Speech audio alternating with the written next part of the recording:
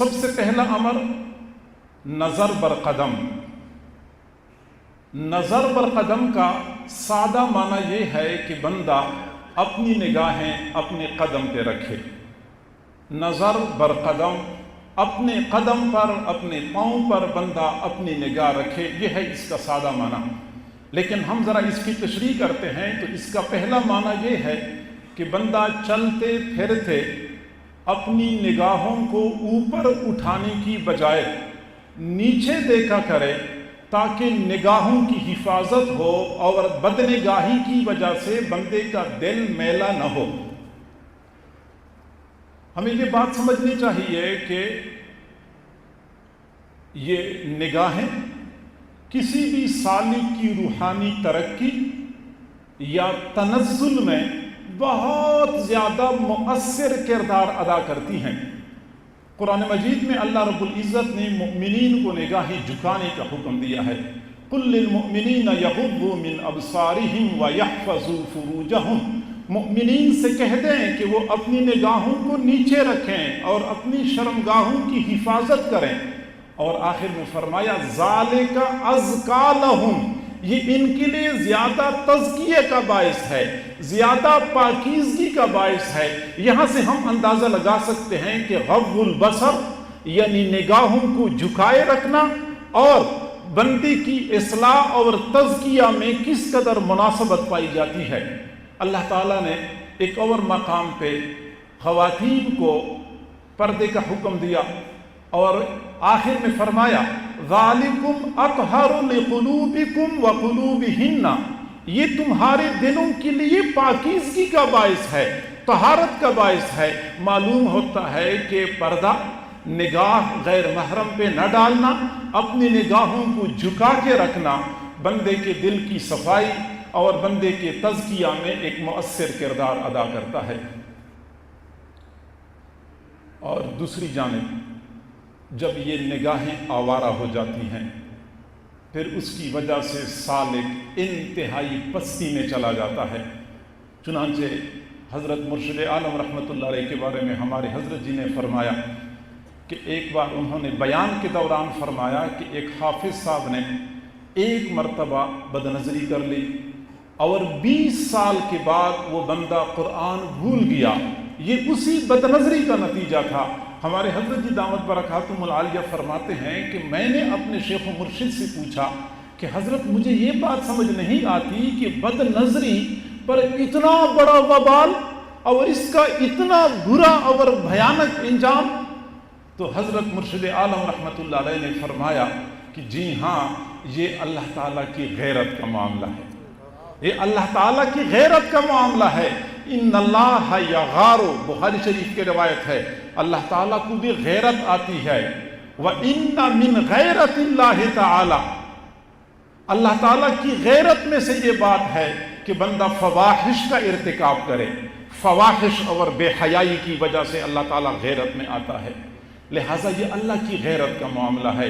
حضرت مولانا اشرف علی تھانوی رحمۃ اللہ علیہ نے کی افادات میں یہ بات لکھی ہوئی ہے۔ ہمارے حضرت جی دامت برکاتہم العالیہ نے حیا اور پاک دامنی میں بھی یہ واقعہ نقل فرمایا ہے کہ مصر میں ایک مؤذن جو آذان دینے کے لیے مینارے پہ چھڑا، آذان دینے کے لیے مینارے پہ چھڑا، بے احتیاطی کر لی۔ اس زمانے میں مینارے پہ چھڑنا پڑتا تھا، اسپیکر سسٹم تو نہیں ہوتا تھا، چنانچہ اس نے بے احتیاطی میں پڑوسی کے گھر کی طرف دیکھا اور پڑوسی کے گھر کی چھت پر ایک نوجوان لڑکی پہ نظر پڑی۔ وہ اللہ تعالیٰ کی طرف سے بے نیازی کا مظاہرہ تھا، چنانچہ اس نے کہہ دیا ابھی آذان دینے میں کچھ وقت باقی ہے، میں نیچے چلا جاتا ہوں۔ چنانچہ نیچے چلا گیا، پتہ کرتا ہوں کہ یہ کون لوگ ہیں۔ نیچے چلا گیا اور اس آدمی کے گھر کے دروازے پہ پہنچا۔ بہرحال پھر وہ بندہ دوبارہ مینارے پہ نہ چڑھ سکا۔ اس بندے سے رشتے کا مطالبہ کر لیا حیلے بہانے سے۔ اس نے کہا ہم تو عیسائی لوگ ہیں، مسلمانوں کو رشتہ نہیں دیتے، اگر آپ ہمارا مذہب قبول کرنے کے لیے تیار ہیں تو ہم رشتہ دینے کے لیے تیار ہیں۔ چنانچہ یہ بندہ عیسائیت قبول کرنے کے لیے تیار ہو گیا۔ اسی بندے نے اپنے ساتھ لیا، دوسری منزل پہ چڑھ رہے تھے، سیڑھیوں پہ جو پیر پھسلا اور گردن کے بل گرا، وہیں پہ اس کی موت واقع ہو گئی۔ وہ بندہ جو چند لمحے پہلے آذان دینے کے لیے مسجد کی مینار پہ چڑھ چکا تھا، ایک بدنظری کی وجہ سے چند لمحے کے بعد ایمان سے محروم دنیا سے چلا گیا۔ یہ اللہ تعالیٰ کی غیرت کا معاملہ ہے۔ سالکین کو چاہیے کہ وہ اپنی نگاہوں کی حفاظت کا اہتمام کریں۔ اور معزز سامعین، حضرت شیخ الحدیث مولانا محمد زکریا رحمۃ اللہ علیہ نے حضرت ابو عبداللہ اندلسی رحمۃ اللہ علیہ کا واقعہ جو ذکر فرمایا ہے، اس کے پیچھے اصل میں تو قلبی جذبات اور محرکات تھے، لیکن ظاہری سبب جو بنا تھا وہ بھی بدنظری بن گئی تھی کہ ایک غیر محرم لڑکی پر نظر پڑ گئی تھی۔ پھر حالت یہ بن گئی تھی کہ خود بھی فرمانے لگے میرے پاس اب کچھ بھی نہیں رہا، میرے سارے مریدین اور متوسلین دوسرے مشائخ کے پاس چلے جائیں، میرے شاگرد دوسرے محدثین کے پاس چلے جائیں، اب میں بالکل خالی ہو چکا ہوں۔ یعنی یہ اللہ تعالیٰ کی غیرت کا معاملہ ہے۔ سالکین کو چاہیے کہ اپنی نگاہوں کی حفاظت کریں، نگاہوں کے استعمال میں انتہائی زیادہ احتیاط کرنی چاہیے۔ اور یہ ایک حقیقت ہے کہ نگاہ اور دل کا آپس میں بہت گہرا ربط ہوتا ہے۔ بدنگاہی کا اثر سیدھا دل پہ پڑتا ہے، اور اچھی نگاہ یہ بندے کے دل پر اثر انداز ہوتی ہے۔ دیکھنے والا دیکھتا ہے تو اگلے بندے پر بھی اثر پڑتا ہے، اور دیکھنے والے کے اپنے دل پر بھی اثر پڑتا ہے۔ چنانچہ حضرات صحابہ کرام میں سے بعض صحابہ ایسے بھی تھے جنہوں نے، اکثر صحابہ تو وہ تھے جنہوں نے حضور صلی اللہ علیہ وسلم کی زیارت کر لی ایمان کی حالت میں، اور اسی ایک زیارت کی وجہ سے، ایک مرتبہ دیکھنے کی وجہ سے ان کو صحابی کا مرتبہ ملا۔ اور کچھ وہ حضرات تھے جو رسول اللہ صلی اللہ علیہ وسلم کی زیارت تو نہ کر سکے، لیکن رسول اللہ صلی اللہ علیہ وسلم کی ایک مرتبہ ان پہ نظر پڑ گئی تو اس کی وجہ سے وہ صحابی بن گئے۔ تو گویا کہ نگاہ کا بندے پر گہرا اثر پڑتا ہے۔ اگر ہم کسی اللہ والے کے چہرے پہ نظر ڈالتے ہیں تو اس کا ہم پر اثر پڑے گا، اور اگر ہم مخلوق کے چہروں پہ نظر ڈالتے ہیں تو اس کا بھی ہم پر اثر پڑے گا۔ یہی وجہ ہے کہ قرآن پاک میں اللہ تعالیٰ نے ہمیں دو چیزوں سے نظریں ہٹانے کا حکم دیا ہے، اور ایک چیز پر نظریں جمانے کا حکم دیا ہے۔ دو چیزوں سے نظریں ہٹانے کا حکم دیا ہے، ایک تو دنیا والوں کی دنیا، مال اور چمک دمک کی طرف نہ دیکھو۔ وَلَا تَمُدَّنَّ عَيْنَيْكَ إِلَىٰ مَا مَتَّعْنَا بِهِ أَزْوَاجًا مِّنْهُمْ زَهْرَةَ الْحَيَاةِ الدُّنْيَا۔ اور جن کو میں نے مال پیسہ دیا ہے، دنیا کی خوشنمائی ہے، اس مال پیسے کی طرف آنکھیں کھول کھول کے نہ دیکھیں، دنیا والوں کی دنیا کی طرف نہ دیکھیں۔ دوسرا یہ کہ دنیا والوں کے چہروں کی طرف بھی نہ دیکھیں۔ قُل لِّلْمُؤْمِنِينَ يَغُضُّوا مِنْ أَبْصَارِهِمْ، مؤمنین سے کہہ دو اپنی نگاہوں کو نیچے رکھیں، اور ایک طبقے کے چہرے پر نظریں جمانے کا حکم دیا ہے۔ وَاصْبِرْ نَفْسَكَ مَعَ الَّذِينَ يَدْعُونَ رَبَّهُمْ بِالْغَدَاةِ وَالْعَشِيِّ يُرِيدُونَ وَجْهَهُ وَلَا تَعْدُ عَيْنَاكَ عَنْهُمْ۔ اپنے آپ کو نتھی کر لو ان لوگوں کے ساتھ جو اپنے رب کو صبح و شام پکارتے ہیں، رب کی رضا کے متلاشی ہوتے ہیں۔ وَلَا تَعْدُ عَيْنَاكَ عَنْهُمْ، اور آپ کی نگاہیں ان کے چہروں سے تجاوز نہ کریں۔ وَلَا تَعْدُ عَيْنَاكَ عَنْهُمْ، آپ کی نگاہیں ان سے تجاوز نہ کریں۔ گویا کہ دائیں بائیں بھی دیکھنے کی اجازت نہیں ہوتی۔ اگر کبھی اللہ والی کی صحبت میں بیٹھنا نصیب ہو جائے تو پھر اللہ والوں کے چہروں کی طرف دیکھنا ہوتا ہے۔ معلوم ہوتا ہے کہ جب بندہ نگاہ ڈالتا ہے کسی ایسی چیز پر جو اللہ کو پسند ہے، اس سے بندے کے دل پر اچھے اثرات مرتب ہوتے ہیں، اور اگر بندہ نگاہ ڈالے کسی ایسی طریق سے جو اللہ کو ناپسند ہے تو بندے پر اس کے برے اثرات پڑتے ہیں۔ اور علامہ عبداللہ قرطبی رحمہ اللہ نے فرمایا، البصر هو اکبر باب القلب، البصر هو اکبر باب القلب، یہ آنکھیں یہ دل کا سب سے بڑا دروازہ ہے، دل کا سب سے بڑا دروازہ ہے۔ وَبِحَسْبِهِ وَبِحَسْبِ النَّظَرِ कथुर सुकूत मिन जिहतिही, और निगाहों की वजह से अक्सर लोग गिर पड़ते हैं। या अल्लामा कुर्तुबी रहमतुल्लाह अलैह फरमाते हैं निगाहों की वजह से अक्सर लोग गिर पड़ते हैं। और अल्लामा इब्नुल जौज़ी रहमतुल्लाह अलैह ने फरमाया कि किसी भी बंदे के दिल के ऊपर अक्सर फसादिल क़ल्ब मिन जिहति नज़र, इंसान के दिल का अक्सर फसाद ये बिनाई की वजह से होता है। मादामा बाबुल ऐन मूसक़न फल क़ल्बु सलीमुम मिन कुल्लि आफ़तिन, जब तक निगाहों का दरवाज़ा बंद होता है तो दिल बहुत सारी आफात से महफूज और सलामती वाला होता है। तो दिल और आंख के दरमियान एक ज़बरदस्त कुर्ब है, एक ज़बरदस्त रबत है। चुनांचे हम देखते हैं कि जो ही दिल मग़मूम हो जाता है उसका सबसे पहला असर आंख पर पड़ता है कि आंख पुरनम हो जाती है, और जब दिल मसरूर हो जाता है तो आंख में चमक पैदा हो जाती है, आंख पुरनूर हो जाती है। गोया कि दिल और आंख का आपस में गहरा रबत है। आंख गलती करती है तो दिल उससे मुताअस्सिर होता है, आंख कोई अच्छा काम करती है तो दिल पर उसके अच्छे असरात पड़ते हैं। और इस हवाले से एक बात की वजाहत मैं ज़रूरी समझता हूँ कि आम तौर पे सालिकीन ये समझते हैं कि फ़कत गैर महरम पे नज़र न डालना ही काफ़ी है, गैर महरम से नज़र बचाना ही काफ़ी है। हालांकि ऐसा नहीं है, बल्कि कुरान मजीद, फुरकान हमीद और सूफियाए सालिकीन की तालीमात से मालूम होता है कि गैर महरम के चेहरे पे तो नज़र डालना बहुत बुरा है। फजूल चीज़ पर नज़र डालना भी शरीयत इजाज़त नहीं दी थी। चुनांचे जिस तरह नौजवान आवारा हो जाते हैं, हर जगह पहुंच जाते हैं, बंदे की ज़बान आवारा हो जाती है, फजूल बोलती रहती है, ऐसी ही बाज़ बंदों की निगाहें आवारा हो जाती हैं।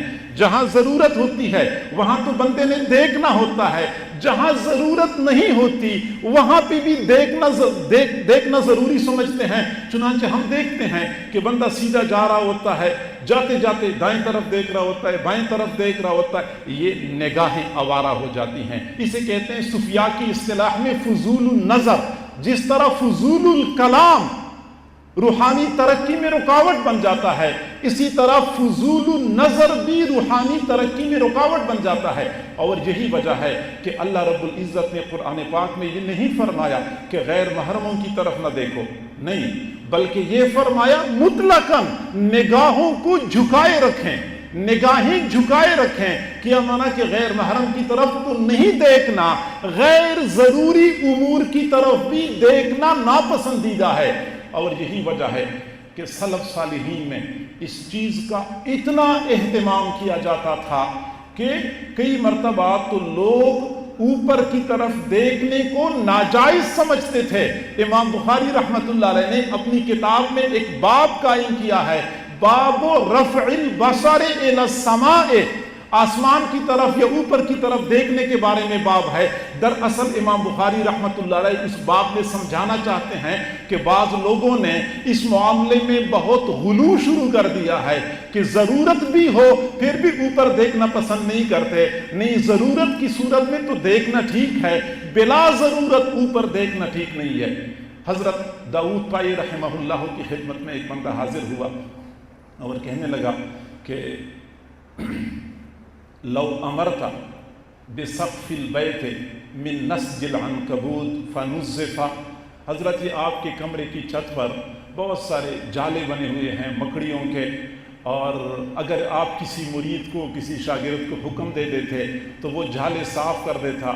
तो हज़रत ने नाराज़ होकर फरमाया कि अमा अलिमता अन्नहु काना युकरहु फुज़ूलुन नज़र, आपको मालूम नहीं है कि ये खामखा फजूल देखना नापसंदीदा है, फजूल देखना नापसंदीदा है। तो गोया कि आपको ज़रूरत क्या थी कि आप छत की तरफ देख रहे थे, ठीक है छत पे जाले हैं, सफाई करनी चाहिए, लेकिन आपको क्या ज़रूरत थी कि छत की तरफ देख रहे थे।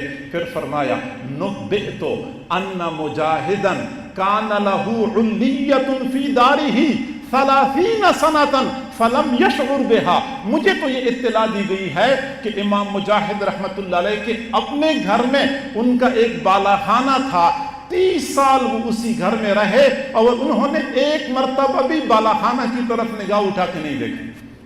गज़्ज़ुल बसर, निगाहें नीचे झुकाना। और यही वजह है कि शमाइल तिर्मिज़ी में हुज़ूर सल्लल्लाहु अलैहि वसल्लम की आदत मुबारक यही बयान की गई है, कानन नबी सल्लल्लाहु अलैहि वसल्लम हाफ़िज़ुत तरफ़, हुज़ूर सल्लल्लाहु अलैहि वसल्लम नीचे निगाहें झुका के रखने वाले थे।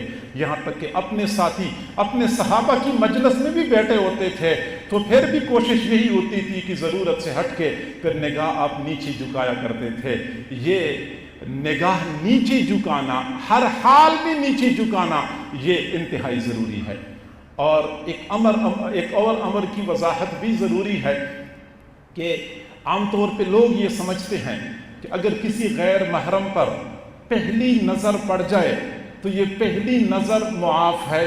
या अली ला तत्तबिइन नज़रन नज़रता, एक नज़र के बाद फिर अगली नज़र न डालो, फ़इन्ना लकल ऊला, ये पहली मर्तबा जो बेध्यानी में नज़र पड़ गया इसकी ये माफ़ है आपके लिए। तो मशाइख सूफिया फरमाते हैं कि बिल्कुल ऐसी बात है, चूँकि पहली नज़र बग़ैर क़स्द और बग़ैर इरादे के डाली गई है, इसलिए शरीयत में इसका मुआवजा नहीं है, लेकिन इसके मनफी असरात ज़रूर बंदे के दिल पर पड़ते हैं।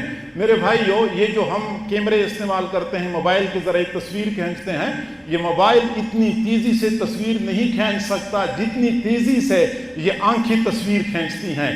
गैर इरादी तौर पर भी नज़र पड़ जाए तो सेकंड नहीं, सेकंड के 10वें हिस्से के अंदर ये तस्वीर खींच लेती हैं और फौरन दिल की तरफ फॉरवर्ड कर देती हैं।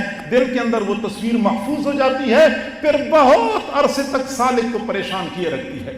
लिहाजा पहली नज़र अगर शरीयत की दुनिया में माफ़ है तो तरीक़त की दुनिया में कहा जाता है कि वो पहली नज़र भी बंदे पर मनफी असरात डालती है। और कई मरतबा सालिकीन गैर महरम की तरफ तो नज़र नहीं उठाते, अपनी निगाहों को बचाने में एहतियात करते हैं, लेकिन उनकी तस्वीर से बचने में एहतियात नहीं करते, या ये इन तस्वीर से बचना इंतहाई दुश्वार हो चुका है। चुनांचे हम देखते हैं, इंतहाई अफसोस से कहना पड़ता है कि आज की महज़्ज़ब दुनिया ने अपने कारोबार को चमकाने के लिए और अपने काम पैसा कमाने के लिए उन्होंने बेटियों की तस्वीरों को इस्तेमाल करना शुरू कर दिया।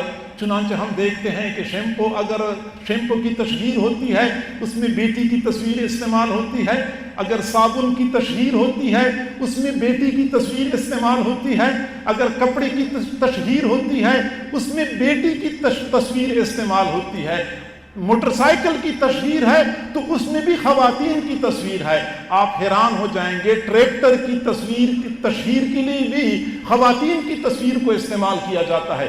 बड़े बड़े बोर्डों के ऊपर हम देखते हैं, चुनांचे ये ख़वातीन की तस्वीरें, ये लड़कियों की तस्वीरें, ये आजकल के ज़माने में सालिकीन के लिए ज़हर कातिल बनी हुई हैं।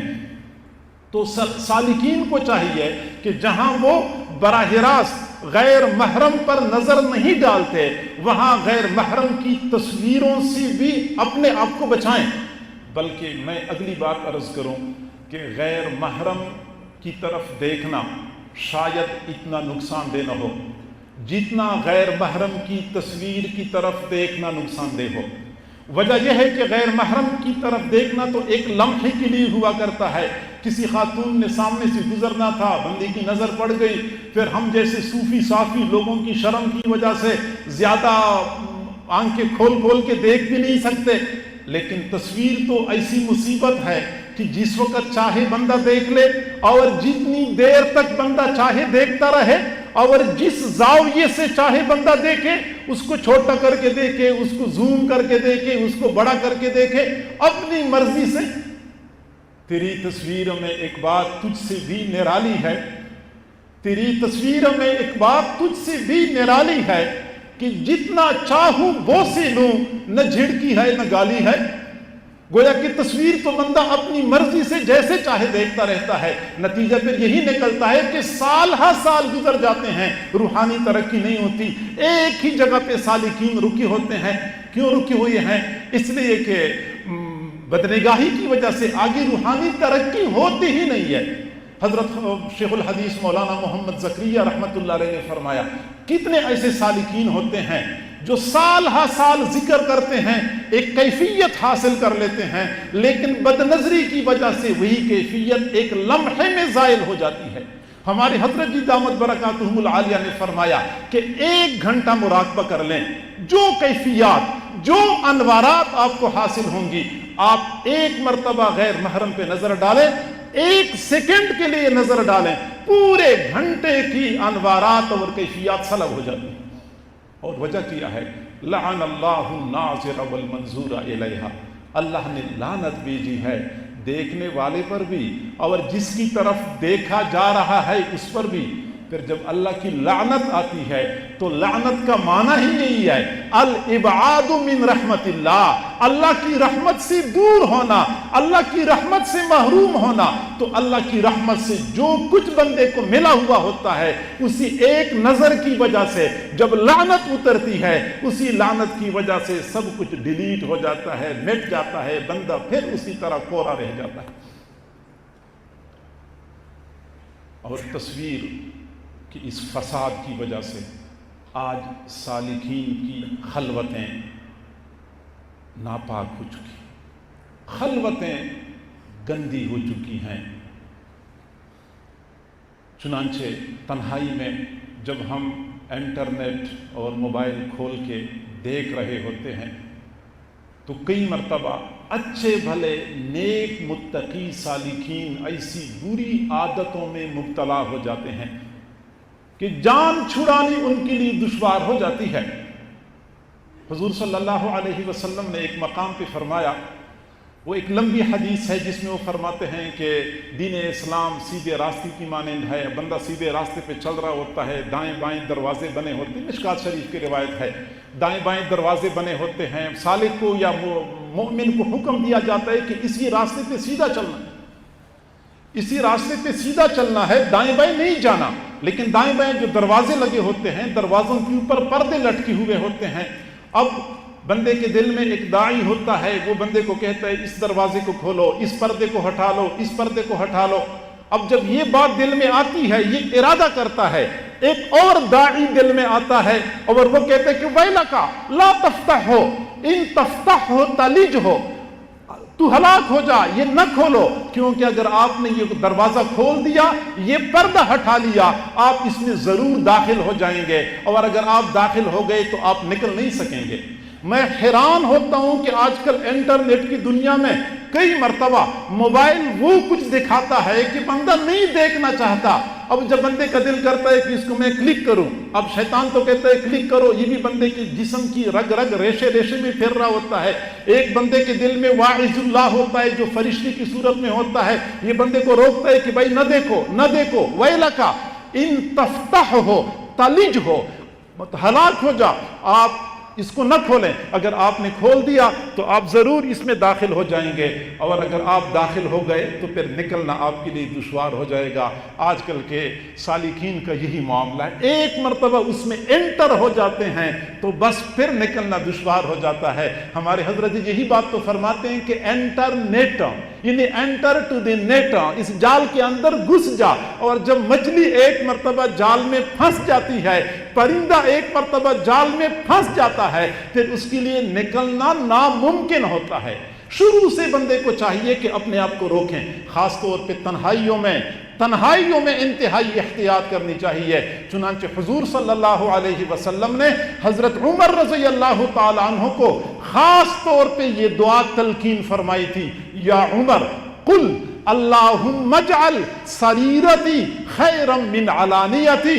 عمر یہ دعا مانگا کرو، عمر یہ دعا مانگا کرو کہ اللہ میری پوشیدہ حالات کو، میری خلوتوں کو میری جلوتوں سے بہتر بنا دے، میری خلوتوں کو میری جلوتوں سے بہتر بنا دے۔ اور یہ بات یاد رکھیں کہ جس بندے نے اپنی خلوتوں کو پاکیزہ نہیں بنایا تو اس کی جلوتوں کی پاکیزگی کی اللہ کو کوئی ضرورت نہیں ہے، کیونکہ جو بندہ خلوت کو پاکیزہ نہیں بنا رہا تو جلوت میں اگر پاکیزہ ہے بھی تو یہ پاکیزگی اللہ کے لیے نہیں ہے، یہ مخلوق کے ڈر سے ہے، یہ مخلوق کے لیے ہے، تو ظاہری بات ہے کہ بندہ نیک عمل کرے مخلوق کے لیے مردود ہے، بندہ گناہ سے بچے مخلوق کی خاطر مردود ہے۔ تو جو سالک اپنی خلوت کو پاکیزہ نہیں کر سکتا تو اس کی جلوت کی پاکیزگی کی اللہ کو کوئی ضرورت نہیں ہے۔ حضرت فضیل بن عیاض رحمہ اللہ نے فرمایا تغلق الباب وترخی الستر، اے بندے جب تو گناہ کرتا ہے دروازے بند کر دیتا ہے، پردے لٹکا دیتا ہے، وتستحیی من الناس، اور لوگوں سے شرماتا ہے، ولا تستحیی من الجلیل الذی لا تخفی علیہ الخافیہ، اور اس عظیم پروردگار سے نہیں شرماتا، اس عظیم پروردگار پر بندوں کا کوئی عمل مخفی نہیں ہے۔ قرآن پاک میں اللہ تعالیٰ نے فرمایا یستخفون من الناس ولا یستخفون من اللہ وَهُمْ يُبَيِّتُونَ لِمَا لَا يَرْضَى مِنَ الْقَوْلِ وَهُوَ مَعَهُمْ إِذْ يُبَيِّتُونَ لِمَا لَا يَرْضَى مِنَ الْقَوْلِ يَسْتَخْفُونَ مِنَ النَّاسِ، لوگوں سے چھپتے پھرتے ہیں، وَلَا يَسْتَخْفُونَ مِنَ اللَّهِ، اور اللہ سے نہیں چھپتے، وَهُوَ مَعَهُمْ، اللہ ان کے ساتھ ہے۔ جب یہ رات کے وقت ناپسندیدہ باتیں کرتے ہیں تو دیکھیں اللہ تعالیٰ نے واضح طور پہ یہ بات سمجھائی ہے کہ رات کی تنہائی میں کئی مرتبہ بہت سارے ناپسندیدہ امور کا ارتکاب ہوتا ہے۔ اللہ نے فرمایا وَهُوَ مَعَهُمْ، اللہ ان کے ساتھ۔ سالکین کو چاہیے کہ وہ تنہائی میں خاص طور پہ گناہوں سے بچنے کا اہتمام کرے۔ حضرت ثوبان رضی اللہ تعالیٰ عنہ نے فرمایا کہ حضور صلی اللہ علیہ وسلم نے فرمایا کہ قیامت کے دن کچھ لوگ تہامہ پہاڑ کے برابر نیک اعمال لائیں گے، تہامہ پہاڑ کے برابر نیک اعمال لائیں گے، لیکن اللہ تعالیٰ ان کے اعمال کو اڑتی ہوئی دھول کی مانند بیکار بنا دے گا۔ حضرت ثوبان رضی اللہ عنہ فرماتے ہیں کہ میں نے عرض کیا کہ اللہ کے نبی ایسا کیوں ہے، یہ کون لوگ ہوں گے؟ فرمایا یہ آپ لوگوں میں سے ہوں گے، یعنی آپ ہی کی جماعت مسلمانوں میں سے ہوں گے، اور آپ کی طرح راتوں کو اٹھ اٹھ کی عبادت کریں گے، دن کو نیک اعمال کریں گے، وَلَكِنَّهُمْ إِذَا خَلَوْا بِمَحَارِمِ اللَّهِ انْتَهَكُوهَا، لیکن ان کا یہ معاملہ ہوگا کہ جب یہ تنہائی میں ہو جاتے ہیں تو تنہائیوں میں اللہ کی محرمات کو پامال کریں گے۔ جو تنہائی میں محرمات کو پامال کریں گے یہ قیامت کے دن پہاڑوں جتنے اعمال لائیں گے ان کے اعمال کو ہدر کر دیا جائے گا، ضائع کر دیا جائے گا۔ اور یہی وجہ ہے کہ جب بندہ تنہائی میں ہوتا ہے تو خاص طور پہ اللہ کو یاد کرنا ہوتا ہے۔ حضور صلی اللہ علیہ وسلم نے حضرت ابو رزین رضی اللہ تعالی عنہ کو فرمایا یا ابا رزین اذا خلوت فاکثر ذکر اللہ، ابو رزین جب آپ تنہائی میں چلے جائیں تو اللہ کا ذکر کثرت سے کیا کرو، کیونکہ تنہائی میں پھر شیطان کے وار سے بچنا دشوار ہو جاتا ہے۔ ان الشیطان ذئب کا ذئب الغنم، شیطان بھیڑیا ہے، جس طرح کہ بھیڑ بکریوں کو اٹھانے والا بھیڑیا ہوتا ہے، یأخذ الشاذۃ والقاسیۃ والناحیۃ، وہ بکری جو ریوڑ کے ساتھ چل رہی ہوتی ہے شیطان اس پہ حملہ نہیں کرتا، ہمیشہ کے لیے یہ بھیڑیا اس بکری پہ حملہ کرتا ہے جو ریوڑ سے الگ چل رہی ہوتی ہے۔ گویا کہ تنہائی انتہائی خطرناک ہے، اس لیے ہمارے حضرت جی دامت برکاتہم العالیہ اپنے متعلقین کو بارہا تاکید فرماتے ہیں کہ اپنے بچوں کو تنہائی میں نہ چھوڑیں۔ بچوں کو جو ہم الگ الگ کمرے بنا کے دے دیتے ہیں، پھر گھر میں وائی فائی لگا کے دے دیتے ہیں، پھر لیپ ٹاپ لگا کے دے دیتے ہیں، پھر ہمارے بچے اور ہماری بچیاں کمرے کی تنہائی میں کنڈی لگا کے وہ کچھ دیکھ رہے ہوتے ہیں کہ یقیناً ایسے مناظر کو دیکھ کے شیطان کو بھی شرم آتی ہوگی۔ اپنے بچوں کو، اپنی بچیوں کو، نوجوانوں کو تنہائی میں نہ رکھیں، کوشش یہ کیا کریں، بیٹے ہیں، 2 ہیں، 3 ہیں، سب کے لیے ایک ہی کمرہ ہونا چاہیے، بچیاں ہیں تو ان کے لیے الگ کمرہ ہونا چاہیے۔ ٹھیک ہے بچوں اور بچیوں کو تو الگ کرنا ٹھیک ہے، لیکن بچوں کو کم از کم ایک بچے کو الگ کرنا انتہائی خطرے والی بات ہے۔ دارالاقامہ بن رہا تھا تو حضرت جی دامت برکاتہم العالیہ سے میں نے گزارش کر دی کہ کچھ کمرے ایسے بنانے چاہیے جو چھوٹے چھوٹے ہوں، جس میں 3-4 طلباء اکٹھے رہ سکیں۔ 3-4 طلباء، یہ بڑے درجوں کی طلباء اگر 2-2 3-3 4-4 ہوں تو ذرا وہ آسانی محسوس کرتے ہیں۔ حضرت جی نے فرمایا کہ کمرے جتنے چھوٹے ہوں گے فساد اتنا زیادہ ہوگا، कमरे जितने छोटे होते जाएंगे फसाद उतना ही बढ़ता जाएगा। बड़े बड़े कमरे बनाए, ज्यादा सारे तलबा होंगे, उतना ही फसाद कम होगा। लिहाजा तन्हाई नुकसानदेह है। हजरत अब्दुल्ला बिन उमर रज़ियल्लाहु ताला अन्हु फरमाते हैं, नहा रसूलुल्लाह सल्लल्लाहु अलैहि वसल्लम अनिल वहदति अन यबीत अर्रजुलु वहदहु व अन युसाफिर वहदहु। हुजूर सल्लल्लाहु अलैहि वसल्लम ने तन्हाई से मना कर दिया है, तन्हाई से मना कर दिया है। यबीत अर्रजुलु वहदहु, कि एक आदमी तन्हाई में रात गुजारता है, और युसाफिर वहदहु, या वो तन्हाई में सफर करता है, हुजूर ने मना किया है। बल्कि एक और हदीस में आप सल्लल्लाहु अलैहि वसल्लम ने फरमाया, लौ तअलमून मा अअलमु फिल वहदति लमा सारा राकिबुन बिलैलिन वहदहु। जो तन्हाई में जो खतरात और नुकसानात मुझे मालूम हैं, अगर आप लोगों को मालूम हो जाएं तो शायद कोई बंदा रात के वक्त तन्हा सफर न करे। यानी तन्हाई के बड़े नुकसानात होते हैं। हक बनता है कि हम तन्हा न रखें अपने बच्चों को, खुद भी तन्हा न रहें, और अगर कभी हो भी तो हुजूर सल्लल्लाहु अलैहि वसल्लम ने जैसे अबू रज़ीन को फरमाया, इज़ा खलौता फ़अक्सिर ज़िक्रल्लाह, जब आप तन्हा हो जाएं तो अल्लाह का जिक्र कसरत से किया करें, क्योंकि ये कसरत जिक्र शैतान के हमलों से बचाव का जरिया है। इन्नल्लज़ीन तक़ौ इज़ा मस्सहुम ताइफुम मिनश शैतान तज़क्करू फ़इज़ा हुम मुबसिरून। तक़वा वाले, जब दिल में शैतानी ख्याल आता है, किसी गुनाह का दाइया पैदा होता है, फौरन अल्लाह को याद कर लेते हैं। जब अल्लाह को याद करते हैं फ़इज़ा हुम मुबसिरून, उनकी आंखें खुल जाती हैं, उनको अंदाज़ा हो जाता है कि गलती है, इससे इज्तिनाब करना चाहिए। और यही वजह है कि मजमे में जिक्र करना पसंदीदा है, लेकिन तन्हाई में जिक्र करना ज़्यादा पसंदीदा है। वो जो बुखारी शरीफ की रिवायत है कि क़यामत के दिन 7 लोगों को अर्श की नीचे साया मिलेगा, उनमें से एक बंदा वो भी है ज़करल्लाह खालियन फ़फ़ाज़त ऐनाहु, जो तन्हाई में अल्लाह को याद करता है और उसकी आंखें बह पड़ती हैं। वह तन्हाई में याद करने वाला क़यामत के दिन अर्श के साए के नीचे होगा। तो ये पहला अमर है, पहली इस्तिलाह है नज़र बर कदम। नज़र बर कदम की एक तशरीह तो ये हो गई। एक तशरीह नज़र बर कदम की ये है कि एक सालिक को चाहिए कि ज़िंदगी के हर लम्हे में, हर मोड़ पे, हर मकाम पे रसूलुल्लाह सल्लल्लाहु अलैहि वसल्लम की नज़र कदम पे नज़र रखे, यानी हुजूर सल्लल्लाहु अलैहि वसल्लम के नक्श कदम की पैरवी करे। इसको हम दूसरे लफ्ज़ों में इत्तिबाई सुन्नत कहते हैं। और यकीनन एक सालिक के लिए सुन्नतों की इत्तिबा ये लाजिम है। जब तक वो सुन्नतों की कामिल इत्तिबा नहीं करेगा, वो कभी भी वासिल बिल्लाह नहीं हो सकता।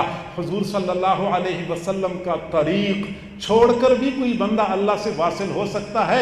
हज़रत ख्वाजा मुजद्दिद अल्फ़िसानी रहमतुल्लाह अलैह ने एक मजलिस में अपने सालिकीन को एक तवील गुफ्तगू फरमाई। वक़्त मुख्तसर है, मैं इसका पूरा तज़किरा तो नहीं कर सकता, लेकिन आखिर में वो फरमाते हैं कि मैंने ज़ाहिरी उलूम के हुसूल के लिए उलमा की तरफ मुराजात कर ली, बातनी उलूम के हुसूल के लिए सालिकीन की वो मशाइख सूफिया के पास जाना पड़ा, मैंने मुजाहदात कर लिए, मुराक़बात कर लिए, मुशाहदात कर लिए।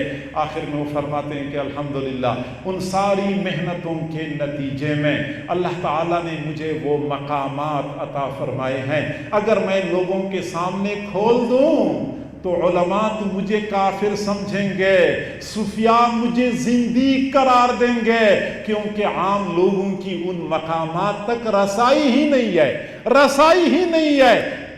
आम लोगों को समझ नहीं आते वो मकामात। अल्लाह ने मुझे वो मकामात अता फरमाए हैं। और फिर बाद में फरमाते हैं कि अल्हम्दुलिल्लाह इन तमाम तर मुजाहदात, तमाम तर मेहनतों के बाद मैं अपनी पूरी ज़िंदगी का निचोड़ आपके सामने पेश करना चाहता हूँ कि अल्लाह ताला का कुर्ब पाने के लिए, अल्लाह ताला का कुर्ब पाने के लिए हुजूर सल्लल्लाहु अलैहि वसल्लम की सुन्नतों के इत्तिबा से ज़्यादा करीब रास्ता कोई दूसरा नहीं है। करीब तरीन रास्ता इत्तिबाई सुन्नत है। और यही वजह है कि दौरे नबूवत से लेकर आज तक حضرات مشائخ یا صحابہ یا محدثین اتباع سنت کا اہتمام کیا کرتے تھے، نظر برقدم رسول اللہ صلی اللہ علیہ وسلم کے نشانات قدم کی پیروی کرنا۔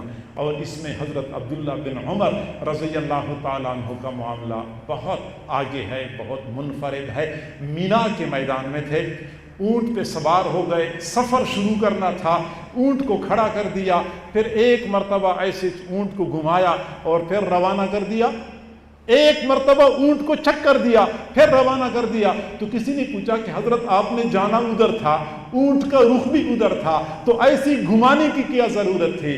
تو حضرت عبداللہ بن عمر رضی اللہ عنہما نے فرمایا کہ جی ہاں، مجھے خود بھی نہیں معلوم کہ میں نے ایسا کیوں کیا، البتہ میں نے اپنے محبوب کو یوں کرتے ہوئے دیکھا ہے۔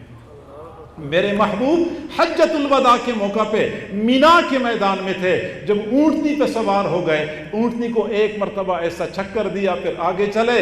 اب میں نے اپنے محبوب کی ادا کو زندہ کرنا ہے۔ سفر پہ جا رہے تھے، اونٹ پہ سوار تھے، اچانک سر نیچے جھکا لیا، کچھ دیر تک سر نیچے جھکائے رکھے، پھر اس کے بعد سر نیچے جھکائے رکھا، پھر سر اوپر اٹھا لیا۔ کسی نے کہا حضرت نہ کوئی دیوار، نہ کوئی حائل، نہ کوئی درخت، نہ کوئی شاخ، سر نیچے جھکانے کی کیا ضرورت تھی؟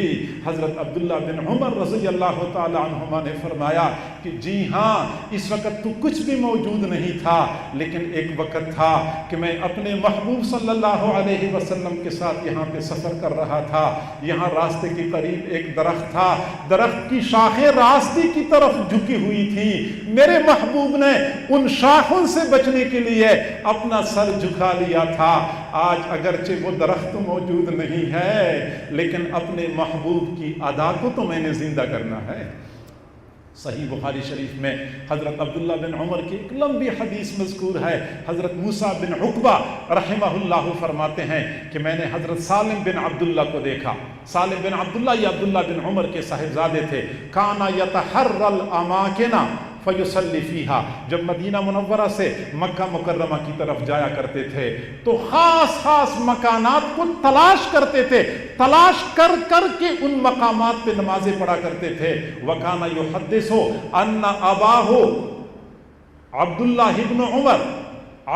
ابن عمر پھر بتایا کرتے تھے کہ میرے والد عبداللہ بن عمر کانا یصلی فیہا، ان مقامات پہ وہ نمازیں پڑھا کرتے تھے۔ اور عبداللہ بن عمر فرمایا کرتے تھے کہ حضور صلی اللہ علیہ وسلم نے ان مقامات پہ نمازیں پڑھی ہیں۔ مدینہ منورہ سے لے کے مکہ مکرمہ تک پورے سفر میں اس بات کا اہتمام کیا ہے کہ جہاں حضور صلی اللہ علیہ وسلم نے پڑاؤ ڈالا، عبداللہ بن عمر نے پڑاؤ ڈالا، جہاں رسول اللہ صلی اللہ علیہ وسلم نے نماز پڑھی انہوں نے نماز پڑھی۔ آپ حیران ہو جائیں گے، جہاں آپ صلی اللہ علیہ وسلم قضاء حاجت کے لیے بیٹھے ہوئے تھے، اگرچہ آپ کو ضرورت نہیں ہوتی تھی عبداللہ بن عمر کو، لیکن پھر بھی اس مقام پہ تھوڑی دیر کے لیے بیٹھ جاتے تھے تاکہ رسول اللہ کی اتباع ہو جائے، کامل اتباع۔ ہمارے حضرت جی نے لکھا ہے معارف السلوک میں کہ علامہ ابن عربی رحمۃ اللہ علیہ نے سفر کرنا تھا مدینہ منورہ سے مکہ مکرمہ کا، سفر کر لیا، پھر بعد میں فرمایا کہ میں نے اللہ تعالیٰ سے دعا مانگی کہ اللہ مجھ پہ منکشف کر دے کہ میرے محبوب صلی اللہ علیہ وسلم نے کہاں کہاں سے سفر کیا تھا، کہاں کہاں پڑاؤ ڈالا تھا، کہاں کہاں نماز پڑھی تھی۔ فرماتے ہیں کہ پھر اللہ تعالیٰ نے مجھ پہ منکشف کر دیا، میں دیکھ رہا تھا جہاں حضور صلی اللہ علیہ وسلم کے قدم مبارک لگے تھے مدینہ سے مکہ تک، جہاں جہاں قدم لگے تھے وہاں وہاں سے نور پھوٹ رہا تھا۔ اور جہاں میں نے دیکھا کہ پوری وادی منور ہو چکی ہے تو میں سمجھ جاتا تھا کہ یہاں میرے محبوب نے قیام فرمایا ہے، یہاں پڑاؤ ڈالا ہے، تو لہٰذا میں نے وہاں پہ قدم رکھا جہاں پہ میرے محبوب نے قدم رکھے، میں نے وہاں پڑاؤ ڈالا جہاں میرے محبوب نے پڑاؤ ڈالا۔ ہمارے حضرت جی دامت برکاتہم العالیہ، آپ حضرات کو پتہ ہے کہ اس معاملے میں کس قدر ممتاز ہیں اور کس قدر وہ آگے ہیں باقی لوگوں سے، کہ فرماتے ہیں کہ حضرت جی نے خود فرمایا کہ حضور صلی اللہ علیہ وسلم نے ایک موقع پر فرمایا تھا کہ مسجد نبوی کا ایک دروازہ ایسا ہے کہ میرا جی چاہتا ہے کہ اس کو ہم خواتین کے لیے خاص کر دیں، اس میں مردوں کا آنا جانا نہ ہو تاکہ خواتین کا مردوں سے اختلاط نہ ہو۔ پھر حضرت عبداللہ بن عمر نے جب یہ سنا، اگرچہ حضور نے اس دروازے کو خاص نہیں فرمایا تھا، لیکن عبداللہ بن عمر نے حضور کی اس چاہت کی رعایت کرتے ہوئے اس بات کا اہتمام کیا کہ پوری زندگی نہ کبھی اس دروازے سے داخل ہوئے نہ کبھی اس دروازے سے باہر نکلے۔ ہمارے حضرت جی نے فرمایا کہ جب مجھے یہ حدیث معلوم ہو چکی ہے، اس وقت سے لے کے آج تک بارہا جانا ہوتا ہے۔ وہ باب النساء ہے، مسجد نبوی کا دروازہ باب النساء ہے، نہ کبھی میں باب النساء سے داخل ہوا ہوں نہ کبھی میں باب النساء سے باہر نکلا، کیونکہ حضور نے فرمایا ہے کہ میرا جی چاہتا ہے کہ اس دروازے کو ہم خواتین کے لیے خاص کر دیں۔ افریقہ میں زمبیا میں تھے، میں خود حضرت جی کے ساتھ تھا، تو عید الفطر کا دن تھا۔ حضرت جی نے مجھے کچھ لکھائی دے دی کہ یہ آپ لکھائی کر لیں، کچھ کام تھا۔ تو میرے پاس جو قلم تھا اس میں نیلی روشنائی تھی، اور مجھے پتہ ہے کہ حضرت جی نیلی روشنائی کو پسند نہیں کرتے، کالی روشنائی کو پسند کرتے ہیں۔ تو میں نے حضرت جی سے عرض کیا کہ حضرت یہ آپ کا قلم ہے، میں اٹھا لوں، میں لکھ لوں؟ تو حضرت جی نے میری طرف دیکھا تو فرمایا کہ مولانا آپ کے پاس قلم نہیں ہے، کیونکہ حضرت جی ناپسند کرتے ہیں کہ بندے کے پاس قلم کیوں نہیں ہے، قلم تو بندے کے پاس ہونا چاہیے، ضرورت پڑتی ہے، آپ کے پاس قلم نہیں ہے۔ میں نے کہا حضرت قلم تو میرے پاس ہے، لیکن اس میں نیلی روشنائی ہے اور آپ نیلی لکھائی کو پسند نہیں کرتے۔ فرمایا کہ مولانا آپ کو پتہ نہیں ہے کہ کون سی روشنائی اقرب الی سنت ہے، کون سی روشنائی، کون سی سیاہی اقرب الی سنت ہے؟ اب میں حیران ہو گیا کہ ہم نے اتنا عرصہ مدرسے میں پڑھا، ہم نے تو کہیں نہیں پڑھا ہوا کہ سیاہی کون سی استعمال کرنی ہے، روشنائی کون سی استعمال کرنی ہے۔ میں نے لا علمی کا اظہار کیا۔ حضرت نے فرمایا کہ مولانا فارغ التحصیل عالم ہو کہ بھی آپ کو پتہ نہیں ہے، یہ الفاظ تھے، فارغ التحصیل عالم ہو کہ بھی آپ کو پتہ نہیں ہے۔ میں نے پھر عرض کیا حضرت مجھے نہیں معلوم، تو فرمایا کہ آپ کو نہیں معلوم کہ حضور صلی اللہ علیہ وسلم نے قیصر اور کسریٰ کے نام جو خطوط لکھوائے تھے وہ نیلی روشنائی کے تھے یا کالی روشنائی کے تھے؟ تب میری آنکھیں کھل گئی کہ جی ہاں وہ کالی روشنائی کے تھے، اور ہمارے حضرت جی دامت برکاتہم العالیہ اس معاملے میں کس قدر محتاط اور حساس ہیں۔ اور آج تک سارے متعلقین کو پتہ ہے کہ حضرت جی نیلی روشنائی کو بالکل پسند نہیں کرتے۔ آپ حضرات کئی مرتبہ خط لکھتے ہیں تو خط لکھنے میں بلکہ ویسے ہی آپ اہتمام کریں، کالی روشنائی کا استعمال کریں، کالی لکھائی والا پین استعمال کریں، اور حضرت جی کو خط لکھتے وقت خاص طور پہ اس چیز کا اہتمام کرنا چاہیے تاکہ حضرت جی کی طبیعت پہ بوجھ نہ بنے اور بندے کو پورا پورا فیض ملے۔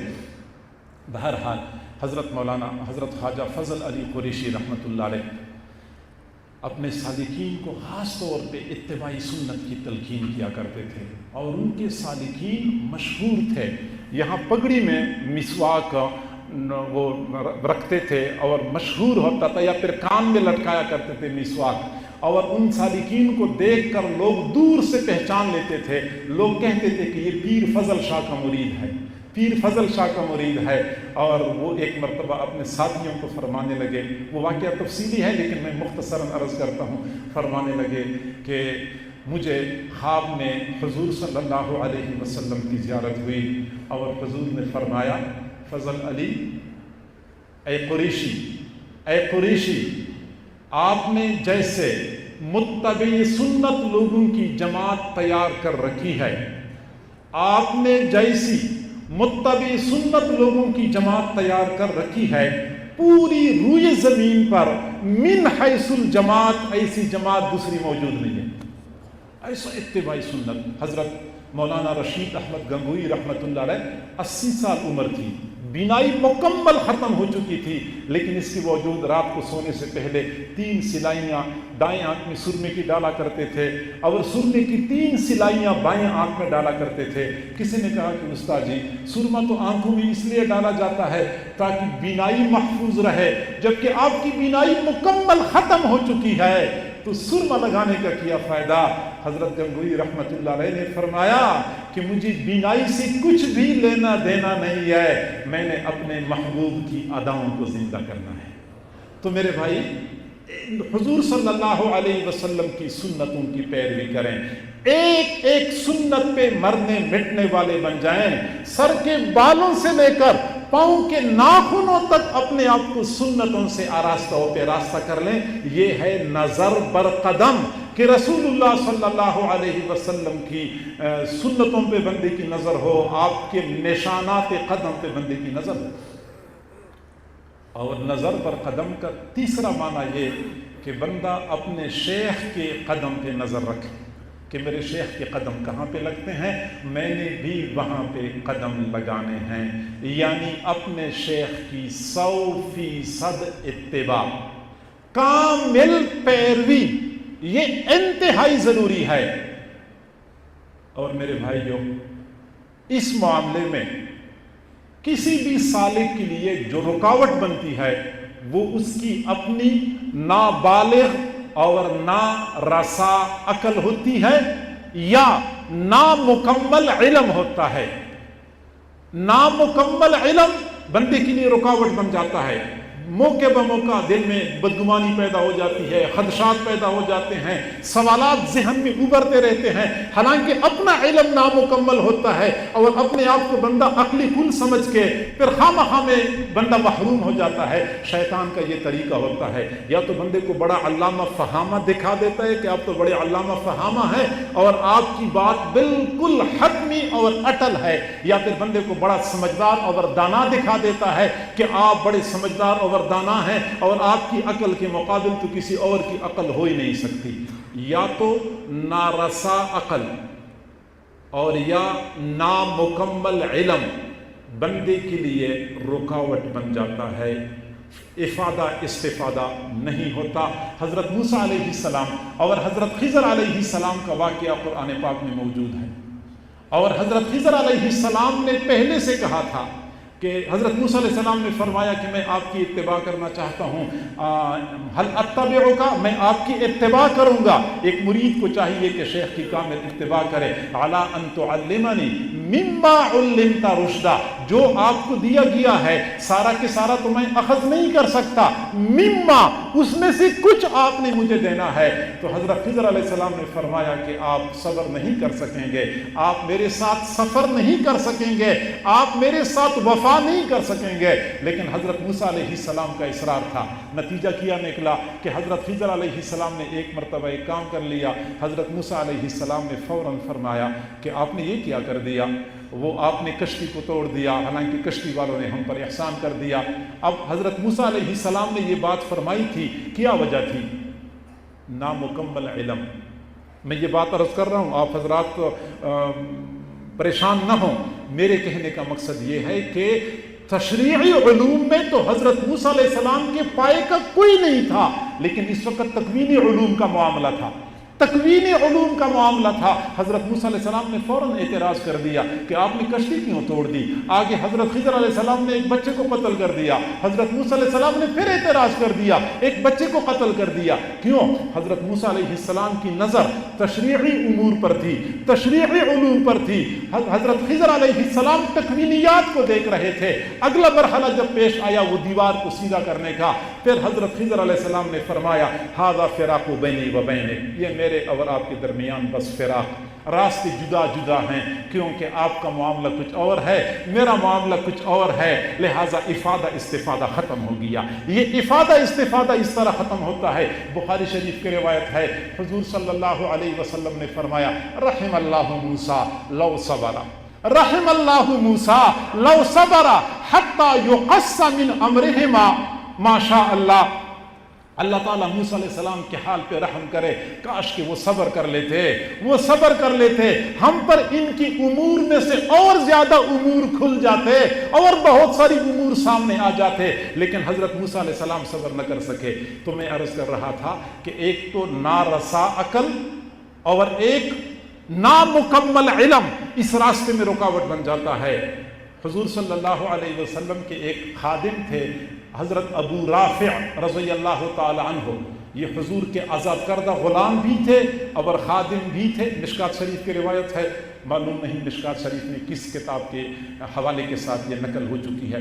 बहरहाल हज़रत अबू राफ़िअ रज़ियल्लाहु ताला अन्हु फरमाते हैं कि मुझे किसी ने बकरी का एक बच्चा दिया, हदिया या सदके का था। मैंने उसको ज़बह कर दिया और हांडी में डाला, पकाना शुरू कर दिया। کہ آپ صلی اللہ علیہ وسلم تشریف لائے، پوچھا ما ھذا یا ابا رافع، ابا رافع یہ ہانڈی میں کیا ہے؟ میں نے کہا شاتم تصدق علیہ یا رسول اللہ، اللہ کے رسول یہ بکرا ہے یا بکری کا بچہ ہے جو مجھے صدقے کے طور پہ کسی نے دیا ہوا ہے۔ تو چونکہ حضور صلی اللہ علیہ وسلم کو ذراع پسند تھا، دستی کا گوشت پسند تھا، فرمایا ناولنی ذراعا، مجھے ایک ذراع دے دو، اس میں سے ایک دستی دے دو۔ تو فرماتے ہیں کہ میں نے ایک دستی نکال کے دے دی، حضور نے وہ تناول فرمائی، فرمایا ناولنی ذراعا آخر، ایک اور دستی دے دو، میں نے ایک اور دستی دے دی، چونکہ بچہ چھوٹا تھا، آپ نے وہ دستی بھی تناول فرمائی، اور پھر فرمایا ناولنی ذراعا آخر، مجھے ایک اور دستی دے دو۔ میں نے عرض کیا انما للشاة ذراعان، بکری کی تو دو ہی دستیاں ہوتی ہیں، تیسری دستی تو ہوتی بھی نہیں ہے۔ تو حضور صلی اللہ علیہ وسلم نے فرمایا اما انک لو سکت لناولتنی ذراعا فذراعا، وہ اللہ کے بندے آپ کیوں بولے، آپ کیوں بولے؟ اگر آپ چپ رہتے، آپ چمچہ ڈالتے جاتے اور دستیاں نکالتے جاتے، چمچہ ڈالتے جاتے اور دستیاں نکالتے جاتے۔ یہاں پہ عقل کی جڑیں کاٹ کے رکھ دی ہیں کہ نہیں، شریعت کے سامنے، طریقت کے سامنے عقل کے پاؤں بالکل لنگ ہیں، عقل استعمال نہیں کرنی ہوتی۔ اتنی واضح بات کہ بکرے کی دو دستیاں ہوتی ہیں، اب یہ تو ہر بندے کو پتہ ہے، چھوٹے بچے کو پتہ ہے، تمام اہل عقل کا اس بات پر اتفاق ہے کہ ایک بکری کی دو دستیاں ہوتی ہیں، لیکن حضور صلی اللہ علیہ وسلم نے اس مختصر جملے میں عقل کی جڑیں کاٹ کے رکھ دی ہیں کہ نہیں، وحی کے سامنے اور الہام کے سامنے اور امور ملہم من اللہ کے سامنے عقل کی کوئی حیثیت نہیں ہوتی، اس میدان میں عقل کے پاؤں لنگ ہیں۔ تو حق بنتا ہے کہ بندہ اپنے شیخ کی کامل اتباع کرے اور اس کے حکم کے سامنے، ان کے امر کے سامنے اپنی عقل کو استعمال نہ کرے۔ حضرت مولانا مفتی محمود الحسن گنگوہی رحمہ اللہ نے اپنے ملفوظات میں یہ واقعہ بیان کیا ہے، ہمارے حضرت جی سے بھی ہم نے یہ واقعہ بارہا سنا ہے۔ حضرت شاہ عبد العزیز رحمۃ اللہ علیہ کے پاس ایک مرید آیا اور مرید نے کہا کہ حضرت یہ حافظ شیرازی رحمہ اللہ کا قول ہے، شعر ہے، بمے سجادہ رنگین کن گرت پیرے مغاں گوید، بمے سجادہ رنگین کن گرت پیرے مغاں گوید، کہ سالک بے خبر نہ بود ز رسم راہ منزلہا۔ اس شعر کا تو یہ معنی ہے کہ اگر آپ کو شیخ کہہ دے، پیر کامل کہہ دے کہ اپنا مصلی شراب کے ساتھ رنگین کر دو، شراب کے ساتھ بھگو دو، تو کر لو، کیونکہ شیخ کامل اس راستے کے رسم اور رواج سے ناواقف نہیں ہوتا۔ شیخ کامل جو کچھ کہتا ہے آنکھیں بند کر کے تسلیم کر لو۔ حضرت مجھے یہ بات سمجھ نہیں آتی کہ شراب تو ناپاک ہے اور گندی ہے، اور شراب سے مصلی کو رنگین کیا جائے شیخ کے حکم پہ۔ تو حضرت نے فرمایا کہ اچھا پھر آپ ایسا کریں کہ ہماری اس شہر میں فلاں جگہ پہ ایک فحاشی کا اڈہ بنا ہوا ہے جہاں پہ بدکار عورتیں ہوتی ہیں اور وہاں پہ لوگ جاتے ہیں اور پیسے دے کے اپنی ضرورت پوری کرتے ہیں، تو آپ آج وہاں چلے جائیں، آپ کو پتہ چل جائے گا کہ اس شعر کا کیا معنی ہے۔ پیسے میں آپ کو دیتا ہوں، جو اجرت وہاں کی ہے میں آپ کو اجرت دیتا ہوں، آپ نے وہاں پہ جانا ہے، وہاں جا کے وہ جو انچارج ہے اس سے بات کرنی ہے کہ میں نے اس لڑکی کے ساتھ وقت گزارنا ہے جو لڑکی آج آپ کے پاس آئی ہے اور ابھی تک کسی بندی کی اس سے ملاقات نہیں ہوئی ہے، چونکہ وہ نئی لڑکی ہے، اس کی اجرت بھی زیادہ ہوگی۔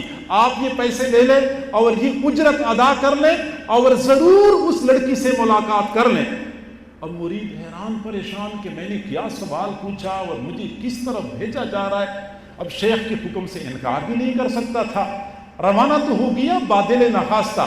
شیخ نے پھر بلا لیا کہ بھائی میں آپ کو بتا رہا ہوں، موقع ضائع نہیں کرنا، آپ نے ضرور جانا ہے اور اس لڑکی سے ملنا ہے جو آج وہاں پہنچی ہوئی ہے۔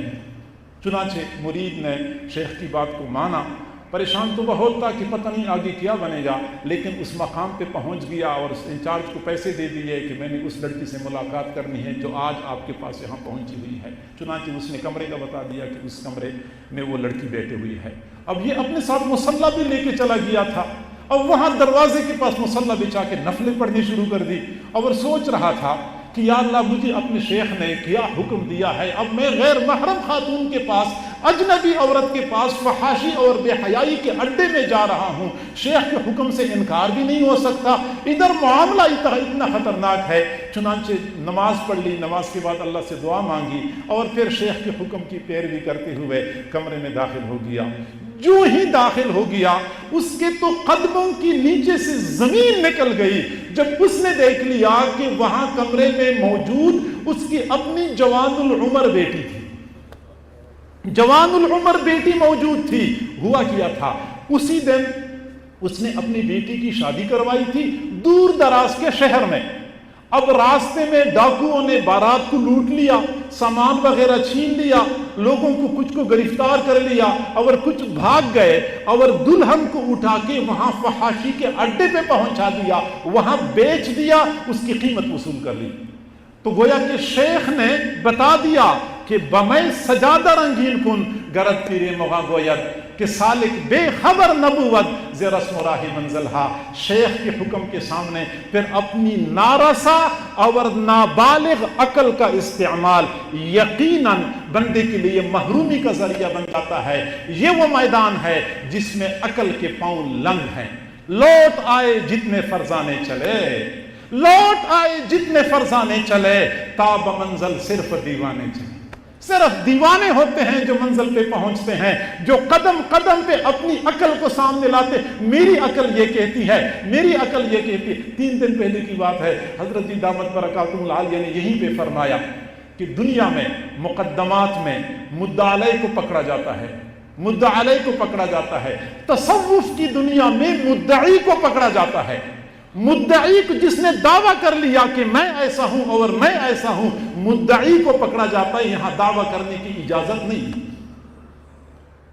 نالا ہے بلبل شوریدہ تیرا خام ابھی، نالا ہے بلبل شوریدہ تیرا خام ابھی، اپنے سینے میں ذرا اور اسے تھام ابھی، پختہ ہوتی ہے اگر مصلحت اندیش ہو عقل، عشق ہو مصلحت اندیش تو ہے خام ابھی۔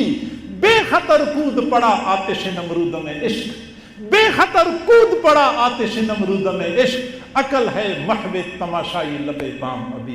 عقل والے دیکھتے رہ جاتے ہیں، عشق و محبت والے پہنچ بھی جاتے ہیں، واپس پلٹ کے آ جاتے ہیں۔ عقل والے کہتے ہیں یہ سفر بہت دشوار ہے، وہاں تو پہنچنا ممکن ہی نہیں ہے۔ عشق والے کہتے ہیں کہ ہم وہاں سے ہو کے بھی آئے ہیں۔